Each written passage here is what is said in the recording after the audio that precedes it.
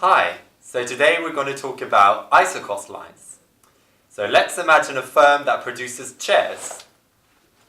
Right. So the firm uses two factors of production. It uses labour and it uses capital. So this firm produces 10 chairs per day. And it can use two technologies, technology X or technology Y. Technology X here uses 10 workers and 4 machines in producing 10 chairs per day, whereas technology Y uses 2 workers and 10 machines in producing 10 chairs per day. So technology X is more labour intensive and technology Y is more capital intensive. So let's look over some numbers here. So the wage cost of a worker per day is set to £100.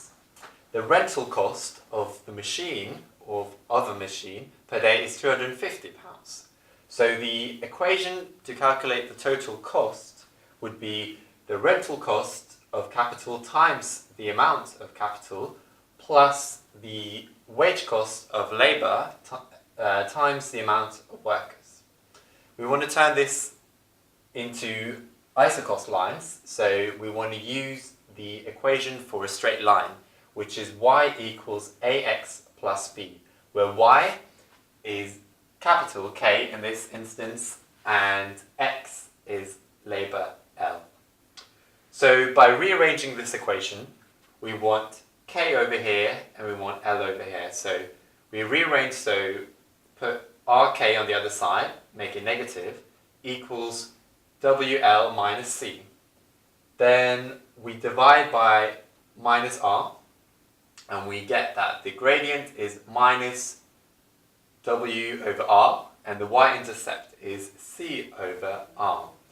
And here is the equation using these numbers. So the total cost equals 250 times the amount of machines plus 100 times the amount of workers. So now I've drawn the Isocost line for technology X going through here.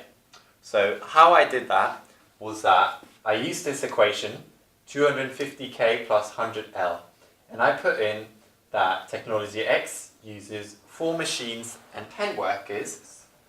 Using this equation, we get that the total cost is £2,000 per day.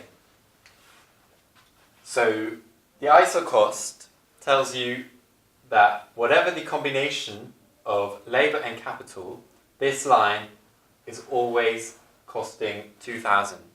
So to find this line, the easiest way to do is to find the x or y intercepts and then draw the line.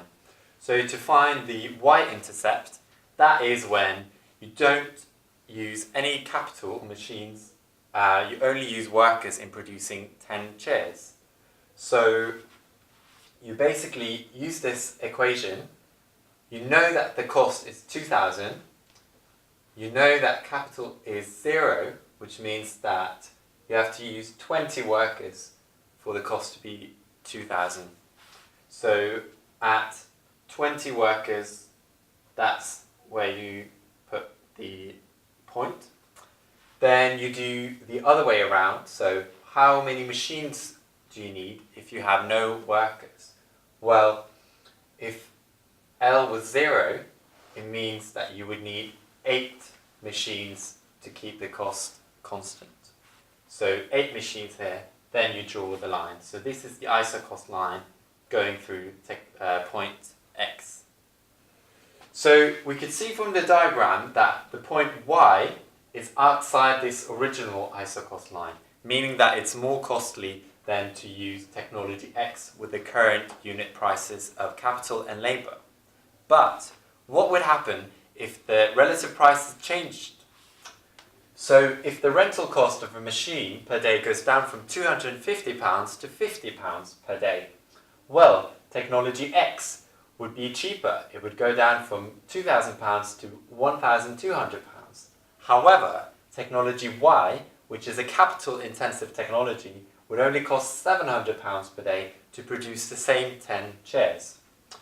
So, in the diagram, you can see here is the new Isocost line using the new relative prices where capital is less expensive. And the green line is the one that goes through technology Y. And because the X point here is outside of the Isocost line that's green, it's now more expensive to use technology X than to use technology Y. Thanks so much for watching this video on Isocost lines. Please leave your comments or questions below in the comment section. That's bye for now. Bye. Bye!